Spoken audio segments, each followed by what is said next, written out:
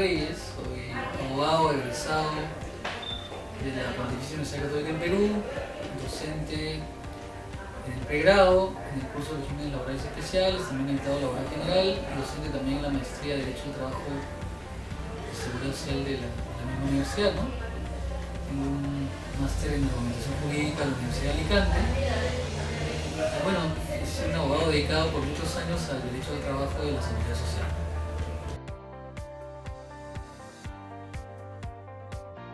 Bueno, a ver, el régimen laboral agrario es un régimen que se crea en el año 2001 siguiendo toda una línea de políticas públicas en materia sociolaboral de pretender formalizar una determinada actividad, formalizar el empleo, una determinada actividad productiva, con el argumento principalmente económico de que bajar la valla de los derechos, disminuir derechos laborales de contenido económico o reducir, entre comillas, los denominados costos laborales, iba a promover la formalización del empleo, ¿no?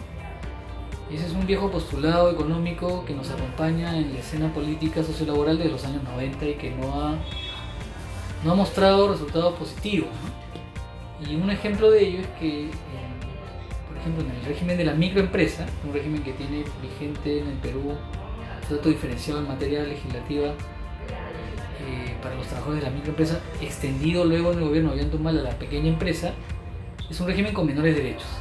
Sin embargo, ese régimen con menores derechos, ¿qué resultados ha tenido en la microempresa? Pues ninguno, ¿no? Porque la microempresa sigue ostentando niveles de informalidad laboral de cerca de 85%, ¿no? Es decir, 85 trabajadores de cada 100 no tienen un contrato de trabajo registrado, no tienen acceso a los beneficios especiales del régimen de la microempresa, que es un régimen con menores derechos, ¿no?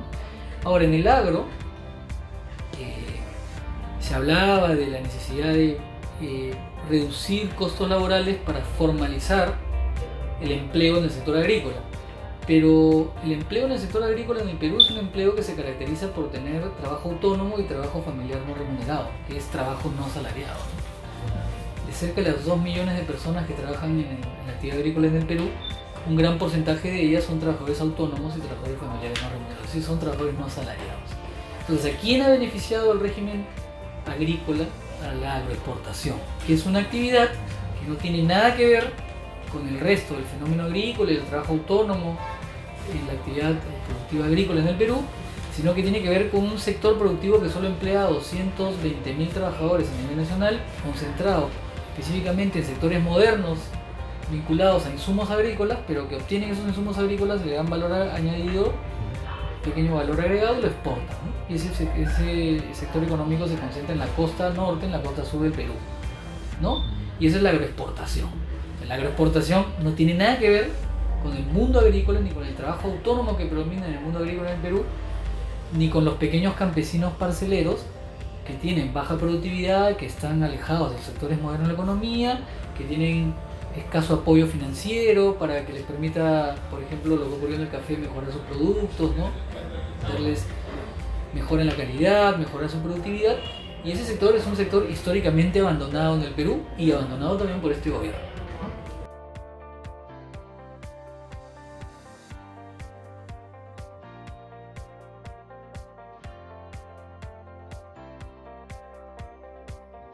No, porque repito, la ley ha otorgado beneficios a una actividad que se quiso promover con un esquema de reducción de costos laborales para darle incentivos a una actividad incipiente allá por el año 2000, que era la agroexportación. Pero la agroexportación del año 2000 no es la exportación del 2019, que ha tenido grandes ganancias aprovechándose de los acuerdos comerciales que tiene el Perú con otros países, ¿no? En el marco, por ejemplo, de lo que era antiguamente el ATP-DEA, que luego fue el acuerdo comercial con los Estados Unidos y ahora el acuerdo con la Unión Europea. ¿Y eso a quién ha beneficiado? A los agroexportadores. El trabajo en el mundo agrícola, que emplea 2 millones de personas en el Perú, que es la pega ocupada en el sector agrícola, es predominantemente un trabajo autónomo y un trabajo familiar no remunerado de pequeños campesinos con pequeñas parcelas, campesinos propietarios de pequeñas unidades productivas con baja productividad. El fenómeno del trabajo agrícola asalariado en el Perú emplea a 800.000 personas. ¿A cuántos emplea la agroexportación? A 200.000. ¿Dónde están esos 600.000 asalariados informales? No están en el ámbito de la actividad agrícola, ni lo van a estar, porque son poblaciones a veces, en el fenómeno de la agricultura, como lo ha dicho el estudio general de la OIT sobre el trabajo agrícola en el mundo, el fenómeno de la agricultura es también un fenómeno donde hay mucha población migrante, migraciones internas, donde el pequeño campesino, a veces parcelero, se emplea como asalariado en la agroexportación temporalmente, pero luego regresa a su pequeña parcela porque lo que gana en su pequeña parcela no le alcanza para sobrevivir en un año. Y se emplea temporalmente en la agroexportación. También hay flujos migratorios de asalariados que están en la agricultura trabajando para dueños de tierras, de pequeños minifundios, ¿no? Pero que son trabajos estacionales, pero que predomina ahí la informalidad. Eso no es el trabajo de una empresa agroexportadora, que es una empresa formal, ¿no? Con más de 100 trabajadores, que emplea en temporadas mano de obra agrícola para utilizar un insumo agrícola, darle baño agradío y exportarlo, aprovechando las ventajas arancelarias de los acuerdos comerciales. Ese es otro fenómeno. Lo que pasa es que acá se están mezclando fenómenos distintos y se quiere vender la idea de que el trabajo agrícola regulado por la ley de promoción del empleo agrícola es una ley que ha beneficiado la formalización del empleo general en el agro, y eso es una mentira. Estamos hablando de cosas distintas.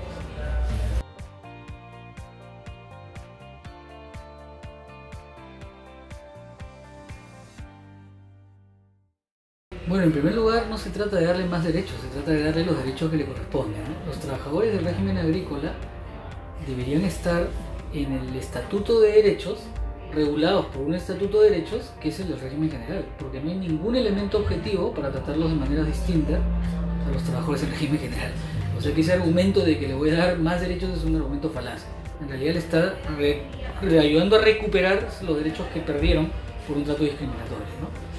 En segundo lugar, me parece que hay otro error en la perspectiva de querer insistir en políticas que no han dado resultados en la formalización del empleo, ¿no? Políticas que, como le dije en su momento, se basan desde los años 90 en criterios puramente economicistas, ¿no? En una exacerbación del criterio económico y en afrontar problemas complejos en la sociedad solamente bajo el prisma, bajo los cristales, bajo los lentes de la aproximación de los postulados económicos, y además los postulados económicos de una postura económica sin admitir que hay otra postura económica, ¿no? Porque la idea de conciliar derechos y conciliar productividad son dos elementos que van de la mano en otros países desarrollados, ¿no? No creo que Alemania, no creo que países de la Unión Europea basen su mejora de la productividad, su mejora en procurar posibilidades de ser más competitivos en la degradación de los derechos, ¿no? Esas políticas no se aplican en otro país, ¿no? Sin embargo, acá se ha insistido en la idea de que el único camino para llegar a la mejora de la competitividad y la productividad es reduciendo derechos. ¿Qué resultado ha traído eso? Precarizar el empleo, no ha formalizado a nadie, ahí donde se ha aplicado la política de reducción de costos para formalizar, y se quiere vender la idea de que se quiere atacar el empleo informal en el agro a partir de un régimen que se aplica no al agro, sino a la agroexportación, que en otros países es manufactura.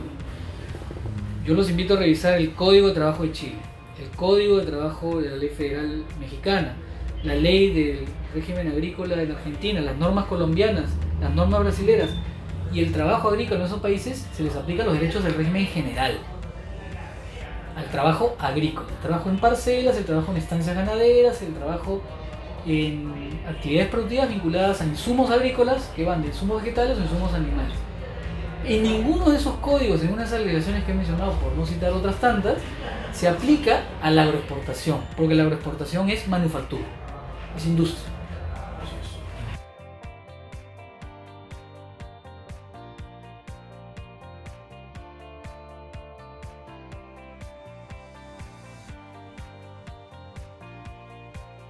Es un tema de mejorar la productividad del trabajo agrícola, que predominantemente es no salariado, que no tiene nada que ver con la agroexportación, que es sumamente productiva y que tiene alto nivel de competitividad. Tal vez así que se ha beneficiado de los acuerdos comerciales de Perú con Estados Unidos, con la Unión Europea, y que depende de la demanda externa. El empleo en la agroexportación creció mientras crecieron las exportaciones de insumos agrícolas con valor añadido, que son agroexportación. Eso depende de la demanda interna, de la demanda externa, no depende de demanda interna. Esos productos que son insumos agrícolas, se les da baño añadido en el Perú, se exportan a otros mercados internacionales. El día que esos mercados internacionales viren o giren a otros mercados, se acabó el mundo de la agroexportación, ¿no? Pero eso no tiene nada que ver con el trabajo agrícola. Son cosas distintas y que me parece que las altas autoridades de este país no lo distinguen, ¿no? y quieren vendernos la idea de que promoviendo este régimen para la exportación por 20 años más, por 30 años más, ¿no? Un régimen discriminatorio, porque esos trabajadores deberían estar en régimen general, se va a formalizar el empleo agrícola y esos 2 millones de trabajadores del agro van a convertirse en asalariados, o sea, van a pasar de ser autónomos a asalariados, cosa fantástica, cosa que no tiene nada que ver con la realidad, es una mera ilusión, una mera utopía que no se va a producir y que además el gran ejército de asalariados agrícolas en informalidad se va a formalizar mágicamente y nada de eso ocurrió en 20 años.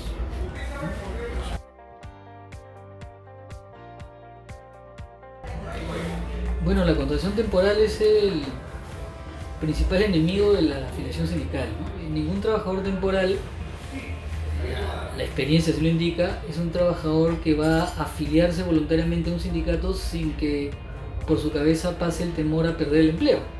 Porque como el empleador es el que tiene el control de la duración del contrato, trabajador que es temporal que sindicaliza es trabajador candidato a que no se renueve el contrato, ¿no? Al estar esto en la decisión unilateral del empleador de hacerlo o no. Eso expresa que la tasa de afiliación sindical alcance el nivel paupérrimo de 6% en el Perú, ¿no? Yo creo que además hoy día ha bajado a 5.5%, ¿no? Uno de los factores que tiene alta incidencia en esa paupérrima tasa de afiliación sindical es precisamente que en la planilla electrónica uno advierte que 3/4 partes de los trabajadores formales son temporales. ¿Qué significa eso? ¿Que 3/4 partes de las actividades en el Perú son temporales? No lo creo, necesariamente no.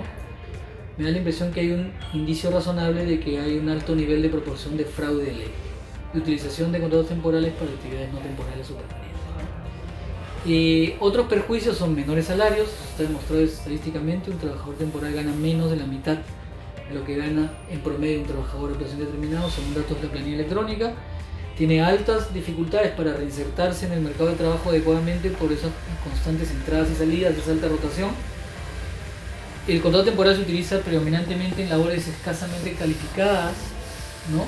No se utiliza para personal altamente calificado, ¿no? No hay un gerente que esté temporal, los gerentes son el staff gerencial a plazo indeterminado, y eso también es un incentivo para que los empleadores no capaciten esa gran fuerza laboral, ¿no? Entonces es un círculo vicioso de problemas que van precarizando el empleo de los trabajadores temporales y van afectando el ejercicio de derechos individuales y colectivos, ¿no? Si a eso se le añade que un trabajador temporal tiene menos tiempo para acreditar en su cuenta individual un fondo suficiente para una pensión razonable, que razonablemente le garantice un retorno en el salario que pierde una vez que se jubile, pues los problemas van por todos lados con la contratación temporal, ¿no? ¿De qué se trata? ¿De promover la contratación temporal? Ahora el gobierno nos dice que quiere promover la contratación a tiempo parcial. Contratación a tiempo parcial más contratación temporal, ¿qué queremos? Un ejército de trabajadores con menos horas de trabajo que la de la jornada máxima, un ejército de trabajadores con todos estos problemas que está en la contratación temporal.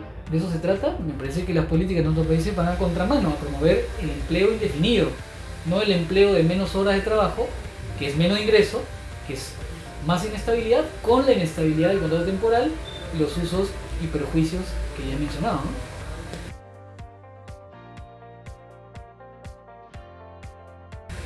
Bueno, si a eso le sumas que carecen de estabilidad en el empleo y los perjuicios ya los he mencionado, y de lo que se trata es de promover políticas públicas, sociolaborales, que vayan a contramano de las políticas que se quieren plantear.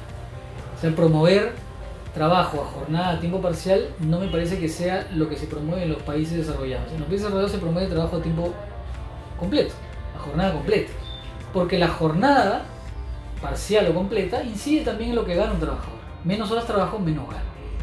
¿Se trata de crear empleo con menos horas para ganar menos? No creo. No estoy de acuerdo con eso. Es un contrasentido de política sociolaboral, ¿no?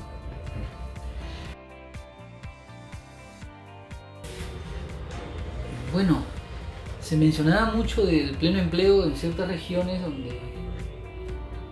donde se ha aplicado la agroexportación, este régimen de promoción agrícola con menores derechos, pero una cosa es generar empleo y otra cosa es generar empleo de calidad, ¿no?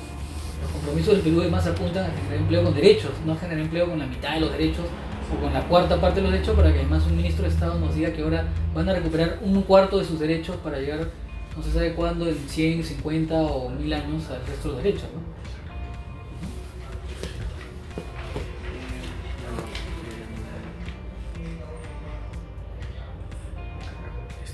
Para finalizar, ya con todo lo expuesto, ¿considera que la vigencia del régimen laboral agrario debe culminar en el 2021? Me parece que de cara al 2021 y de cara al bicentenario no solo debe culminar o hay que repensar los regímenes especiales con medidas que pueden ir desde su derogación hasta su supresión en el tiempo, ¿no? Porque una política de trato diferenciado no debería tener 20 años de vigencia, ¿no? Parece un plazo irrazonable, los tratos diferenciados deben ser más acotados en el tiempo. Y diferentes decisiones de nivel político tienen que tomarse ya en este país de cara al bicentenario, ¿no? Yo diría, una reforma laboral no parcial, una reforma laboral completa, integral, una ley general de trabajo que dé una remirada, una nueva mirada a las instituciones de derecho al trabajo a nivel individual, a nivel colectivo. Hay que fortalecer también los aspectos colectivos, ¿no? Tenemos un programa de actividad.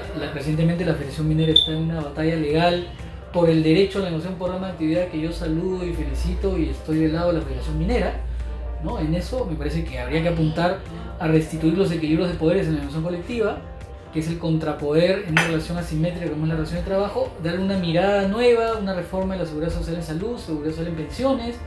O sea, hay que tomar el toro por las astas y repensar la legislación laboral en sus instituciones individuales, colectivas, y sus instituciones de garantía en materia de salud, en materia de pensiones, en materia de seguridad social en trabajo. Es una reforma integral, no reformas con parches, con los intereses de los empresarios puestos en el debate, pero también los intereses de los trabajadores, ¿no? Que hoy políticamente están escasamente representados y que parece que la balanza está inclinada para un solo lado, con los temas de un solo lado de la relación de trabajo y sin los temas de los trabajadores y sus organizaciones representativas, ¿no?